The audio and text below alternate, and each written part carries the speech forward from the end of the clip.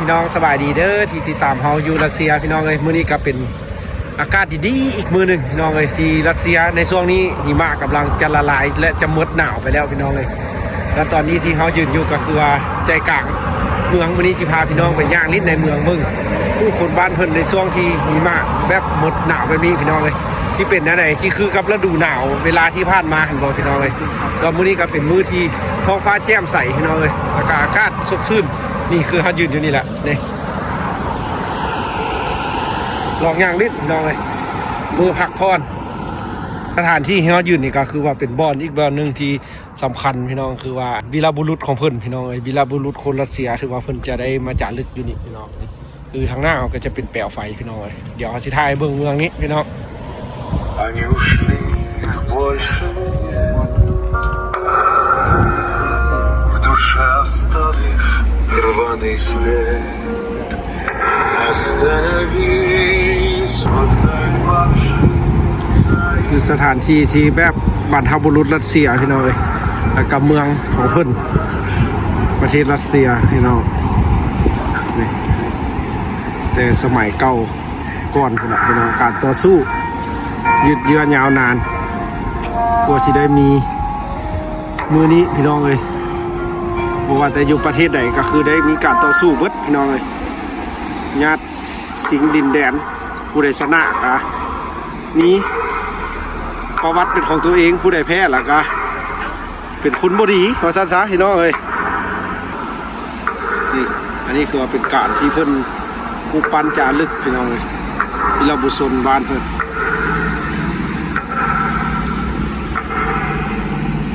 สิพาย่างลิ้นในเมืองพี่น้องมื้อนี้นะแต่นี่เขาเบิ้งอันนี้นี่ก่อนพี่น้องเลยเราจะค่อยเข้าไปพี่น้องเพราะว่าเป็นเส้นทางผ่านนี่คนรัสเซียพี่น้องเลยในช่วงอากาศดีๆจะต่างได้พี่น้องบ่คือยามหนาวได้คนรัสเซียจะไปย่างลิ้นย่างเที่ยวหลายพี่น้องเลยเดี๋ยวมื้อนี้สิพาไปพี่น้องว่าสิแม่นความจริงบ่เดี๋ยวเขาสิพาไปมื้อปกติเด้อพี่น้องบ่มีบุญมีศีลหยังเด้อนี่ยามแรงซื่อๆเป็นวันธรรมดาพี่น้องเลยเอาพี่น้องตอนนี้ก็ย่างเข้ามานอดด้านในพี่น้องเลยเดี๋ยวพาย่างลิ้นจังหน่อยพี่น้องเลยเบื้องบ้านเพิ่นในสภาพอากาศที่บ่หนาวแล้วพี่น้องเลยเพราะว่ามันเป็นอากาศที่แบบร้อนละเริ่มร้อนละนี่หิมะละลายในช่วงนี้พี่น้องเลยเอาสีไทยเบื้องช่วงหิมะละลายเป็นจังไหนอยู่รัสเซียพี่น้องเลยกับยามหนาวมันสิเป็นจังไหนสิต่างกันจังไหนพี่น้องเลยเอาวันนี้ย่างลิ้นเด้อพี่น้องเลยขอบใจทุกคนที่เข้ามาครับชมคลิปชีวิตอยู่รัสเซียพี่น้องเลยสำหรับคนลาวที่มาอาศัยอยู่นี่มื้อนี้ก็เป็นมื้อดีๆเขาสิพาย่างพี่น้องเลยเมืองบ้านเฮิร์นรัสเซียอีกช่วงหนึ่งระยะหนึ่งช่วงเวลาหนึ่งพี่น้องเลยที่อากาศจะแบบดีเนื้อหนึ่งพี่น้องเลยเพราะท้องฟ้าอากาศมีเกิดมีอากาศแบบบวกนะพี่น้องอากาศก็เริ่มสิบวกแล้วแต่บ่ลบหลายพี่น้องเริ่มหิมะสิละลายไปแล้วเด้หัวเปื้อนแห้งเลยพี่น้องเลยในช่วงนี้นะอันนี้ถือว่าเป็นเส้นทางกำลังเข้าในเมืองพี่น้องเลยที่เราถ่ายอยู่นี่ถือว่าเขามากันย่างมาพี่น้องเลยถ่ายให้เบิ้งคือว่าผู้คนหรือว่าการใช้รถใช้ถนนหรือว่าเส้นทางของเพิ่นสภาพอากาศช่วงนี้เขาสีอัปเดตให้พี่น้องเบิ้งว่าเป็นจังไหนแล้วในช่วงนี้อยู่รัสเซียและกับบ้านเพิ่นเมืองเพิ่นสิเจริญซ้ำไหนพี่น้องเลยแล้วผู้คนสิเป็นจังไหนตัวประเทศใหญ่ๆแบบนี้พี่น้องเลยทาย่างแล้วก็ถ่ายให้เบิ่งพี่น้องเลยจากคลิปน้อยๆเด้อพี่น้องเลยชีวิตน้อยๆซ่องน้อยๆงานเฮ็ดงานไปกับบุฮู้ถ้าผิดพลาดประการใดก็คอมเมนต์หรือว่าบอกให้ฮู้เด้อพี่น้องเลยเพื่อเป็นความรู้ในการเฮ็ดคลิปต่อหน้าไปพี่น้องเลยเพื่อนที่เพิ่นกันไว้แนวนี้กับซีแมนญาติหิมะอันตกลงมาแต่ทางถึงพี่น้องบ่อยากให้เฮาย่างไปหม้อหลังคาพี่น้องเลยเพราะว่าช่วงนี้มันเป็นหิมะกำลังละลายบ่แม่นฝนตกเด้อพี่น้องเลยหิมะละลายเด้อรัสเซียนี่ละเมืองบ้านเฮิร์นพี่น้องเลยเส้นทางเข้าในเมือง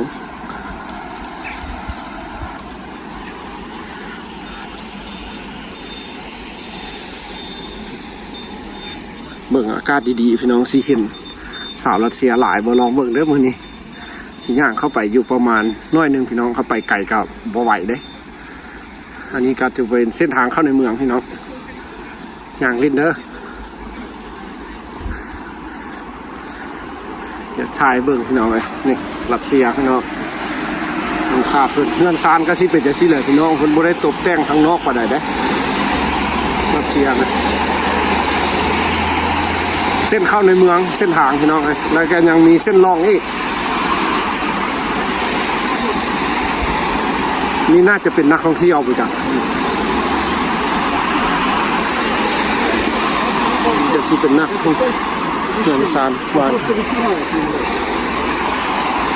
บ่เป็นตาย่านพี่น้องย่างอยู่รัสเซียเด้อเขาแต่เขาก็บ่เคยไปต่างประเทศดอกพี่น้องแต่หากที่มาอยู่นี่คือสัมผัสได้พี่น้องมันบ่เป็นตาย่านปานใดตัวไปมาสะดวกสบายแล้วก็บ่มีเหตุการณ์เทียบว่าขี้ลักบุญจี้มีหยังนะพี่น้องก็บ่ค่อยจะมีแบบนั้นนี่ไปทางใดก็มีโบสถ์ตลอดเลยพี่น้องบ้านศาสนาคริสต์พี่น้องเลยพี่น้องคือบุญนั้นเนี่ยก็คริสต์มาสเลยกระต้นคริสต์มาสเพื่อเอาไปบูชา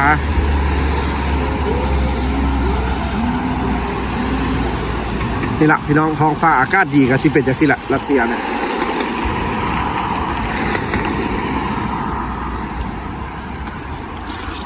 บ้านเพิ่นพี่น้องเลยกับเป็นตาย่างนิดเลยพี่น้องมันสดชื่นมันบ่ฮ้อนบ่อย่างว่าคักอยู่พี่น้องเลยในช่วงแบบนี้เขามักสุดๆแหละนี่ที่เขารอคอยก็คือแบบนี้แหละพี่น้องมักเอาบ่มักอันตัวอันนะอันฤดูหนาวนะพี่น้องนี่อันนี้ก็เป็นเส้นทางของท่านเลนินนะพี่น้องเลยคนเขียนนี่มันเลนินเส้นทางเลนินพี่น้องอูริซาตัวลุ่มภาษารัสเซียเขียนว่าเลนินเด้อพี่น้องอันนี้นะเงินสารบ้านเฮิรนในรัสเซียน่าจะเป็นอีกบ่อนหนึ่งที่อันนั้นได้พี่น้องนี่ไหมขนาดสถานที่สำคัญซ้ำนี้พี่น้องเพิ่นกันยังเอ็ดเป็นประตูเป็นตะนาขนาดนี้คักได้รัสเซียพี่น้องประตูบ้านไม้เพิ่นเอกลักษณ์ขึ้นได้นี่พี่น้องสภาพชีวิตบ้านเพิ่นพี่น้องเลยมักสุดๆหรือว่าอากาศฤดูนี้แหละพี่น้องอย่าสิย่างไปจักหน่อยพี่น้องเลยไปพอแบบค่อยค่ำละตะเวนตกดินเขาเมือพี่น้องกลับน้ำกันถือว่าเขาสิอัปเดตให้เบิ่งชีวิตรัสเซียพี่น้องว่าขอบใจพี่น้องชาวไทยและก็พี่น้องทางบ้านเขาที่เข้ามาที่ตามรับชมเพื่อช่วยสนับสนุนรับชมซ่องพี่น้องเลยเขาก็ขอบใจหลายๆครับบ่มีอย่างสิตอบแทนพี่น้องมีแต่สิถ่ายคลิปให้เบิ่งหรือว่าถ้าพี่น้องอยากเห็นอย่างก็คอมเมนต์มาเพื่อเขาไปถ่ายให้ได้เขาก็สิไปพี่น้องเลยเพราะว่าหรือว่าเป็นช่วยๆกันไปเลยพี่น้องเลยในการเฮ็ดซ่อง YouTube พี่น้องเลยต่างประเทศชีวิตคนบ้านเฮิรนที่ห่างไกลหรือว่าบ่คือกับบ้านเฮาหั่นล่ะพี่น้องกาดก็สิเป็นเท่านั้นเด้เพื่อนได้พี่น้องหิมะจะตกลงมานี่บ่แม่นฝนตกได้พี่น้องแต่เป็นหิมะละลายก็เป็นอีกอันหนึ่งที่เป็นตะทายไว้พี่น้องจะน้อยกับเบิดเลยหิมะนี่พี่น้องถ้ามันกลับขึ้นมาหนาวอีกกะสิหนาวพี่น้องเลยเพราะว่าปกติแล้วมันก็ฮอดเดือน4พุ่นแหละพี่น้องเอาเล่นสงกรานต์พุ่นเบิ่งแม่คนนะแห้งลายเข้าไปในเมืองไอ้ลีเลยพี่น้องเขาเจ้ามักตากแดดคนรัสเซียนะเจ้ามักแสงแดดพี่น้องเลย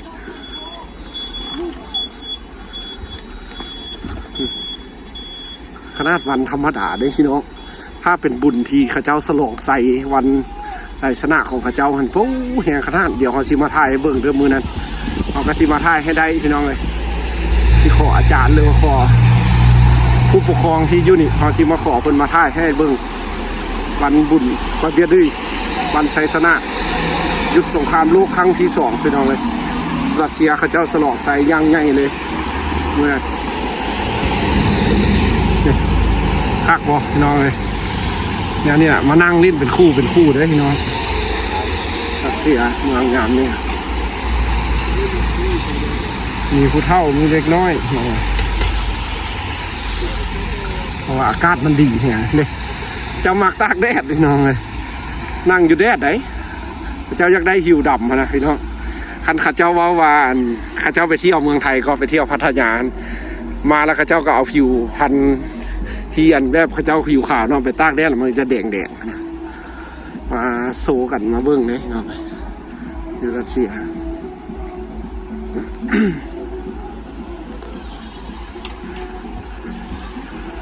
ปานเฮิร์พี่น้องเลยในช่วงนี้นี่ข้างหน้าก็เป็นโบสถ์อีกแบบพี่น้องเลยเราก็มาผู้เดียวพี่น้องย่างลิ้นแบบเพลินๆผู้เดียวสมซิวแบบเพลินผู้เดียวพี่น้องเลยชีวิตเอาพี่น้องเลยเดี๋ยวพาย่างเข้าไปอีกจังหน่อยย่างเข้าไปในทุเรศข้างในทุเรศไปเบิ้งในช่วงนี้เนาะบ้านเพิ่นพี่น้องเลยมันช่วงอากาศที่ดีนะเราก็อยากมาถ่ายไว้นี่ก็คือบ้านเพิ่นก่อนอากาศที่ดีพี่น้องเลยช่วงอากาศร้อนของพระเจ้ารถรางบ้านเพิ่นในช่วงนี้ก็เปื้อนขนาดไหนพี่น้องเพราะว่ามันเป็นหิมะละลายเด้เมื่อนี่ไปแล้วแห้งที่สดชื่นได้พี่น้องรัสเซียจะมีต้นไม้ใบหญ้าที่จะโปร่งออกใบมักไม้มักตอกกระซิออกพี่น้องเลยแอมเปิลน้อยหรือว่ามากอย่างแดงๆเขาก็บูจักเลยเป็นตาสนใจแบบเส้นทาง4 แยกเลยพี่น้องอยู่รัสเซียนะจุดโฟกัสเด่นๆแล้วมันเส้นทาง4 แยกตอนเวลาคนข้ามทางคักพี่น้องมากสุดๆในช่วงนั้นนี่แหละบ้านเพิ่น4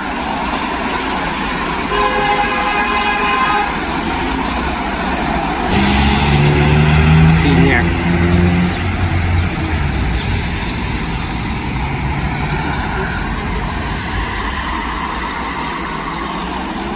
คนกำลังข้ามทางข้ามทาง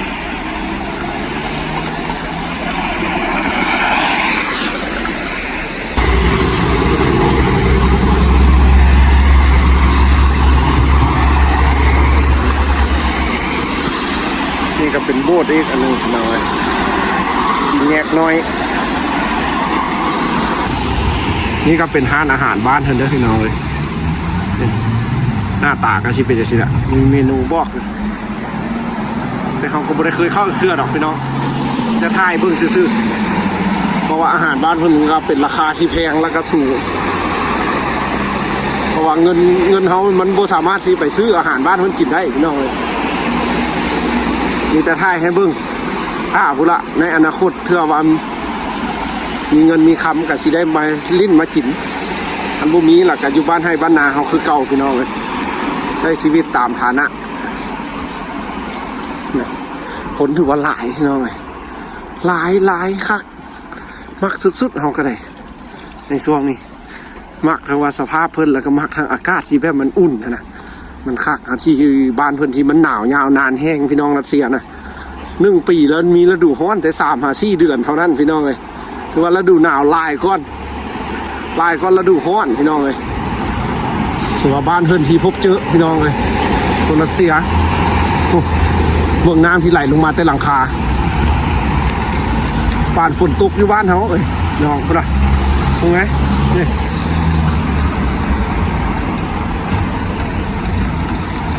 ป่านฝนตกอยู่ดินแดนลาวพี่น้องเลยแต่หากโบแมนซาอยู่รัสเซีย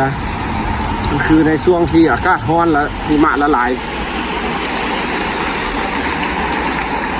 นั่งซิวๆลิ้นเลยพี่น้องเลยถ้าเป็นผู้ที่มักย่างลิ้นหรือว่ามักประสบการณ์แบบเที่ยวแบบผู้เดียวไปแบบเพลินๆนี่มักคักสุดมาช่วงนี้พี่น้องเลยมาเที่ยวรัสเซียเอาแนะนำให้ว่ามาช่วงนี้แท้ๆคักคันให้มาเที่ยวรัสเซียถ้าเป็นเมืองหลวงให้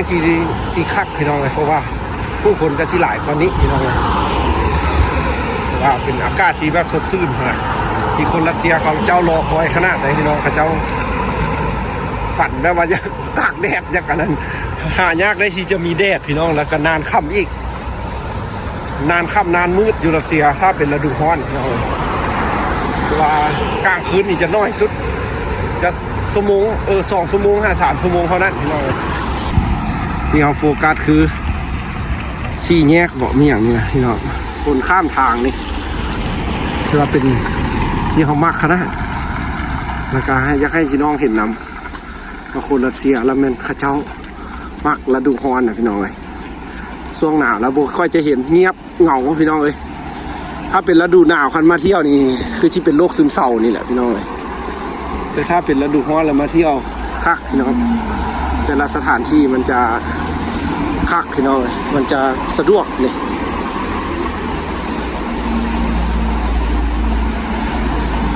พระเจ้าดีใจขนาดไหนพี่น้องปัดได้ชีวิตใหม่คนได้แนวนี้นะบอกว่าแต่เพิ่นแต่โตได้พี่น้องเลยยามหนาวไปใส่กระยากพี่น้องไปทางไหนก็มีแต่ผู้คนม่วนพี่น้องเลยพระเจ้าก็จะใช้ชีวิตแบบธรรมดาเลยพระเจ้าบ่ได้ว่าแบบย่านกลัวมีอย่างนะอยู่ปกติแบบนี้แหละเลยนะรัสเซียตัวอากาศสดชื่นสาวรัสเซียพี่น้องในช่วงหน้าหนาวหน้าร้อนแบบนี้ไฟแดงก็สิเป็นจังซี่แหละพี่น้องประมาณนี้แหละอยากเบิ่งท่าข้ามไฟแดงหรือแห้งไปตาคากได้พี่น้องเลยสดชื่นขนาดแหละพี่น้องเลยวันเดือนที่เพิ่นรอคอยก็คือมื้อฤดูหนาวพี่น้องเลยทุกคนก็สิเป็นจังซี่แหละประมาณนี้พี่น้องเลยในรัสเซียเด้อนี่สิเป็นจังซี่แหละนี่แบบคืออยู่กับอันคือเขาเห็นคลิปอยู่อันเนี่ยก็อยู่เวียดนามวะพี่น้องแบบนี้แหละคือเวียดนามแนวนี้เลยพี่น้องบ้านเพิ่นช่วงฤดูร้อนพี่น้องเป็นแนวนี้แหละเพิ่นจะมีส่วนสาธารณะนี่หลายได้พี่น้องแบบน้องคอนทางนี่จะมีบ่อนนั่งลิ้นนั่งหัวตลอดเลยพี่น้องเขาย่างลิ้นเมื่อยแล้วกันนั่งพักก็ได้พี่น้องบ่ได้เสียค่าบ่มีค่าบริการนี่อย่างพี่น้องมีห้องน้ำมีอย่างให้ครบแต่ละบ่อนแต่ละสถานที่อันนี้ก็คือจุดดีของอยู่รัสเซียน้อย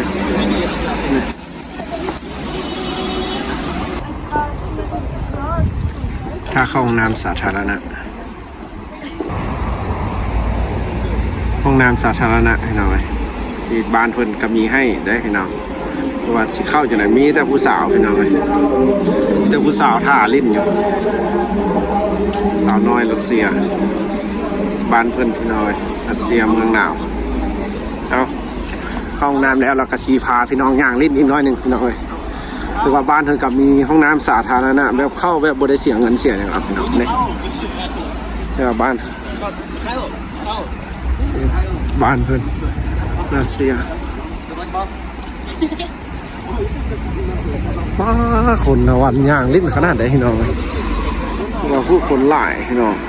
เดี๋ยวสิข้ามทางไปเบื้องนั้นกัน